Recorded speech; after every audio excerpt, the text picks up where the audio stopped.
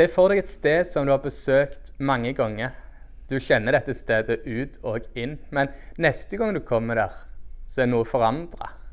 Du oppdager noe nytt som ikke har vært der før, og du vet at det kan ikke stemme, for du kjenner jo denne plassen ut og inn.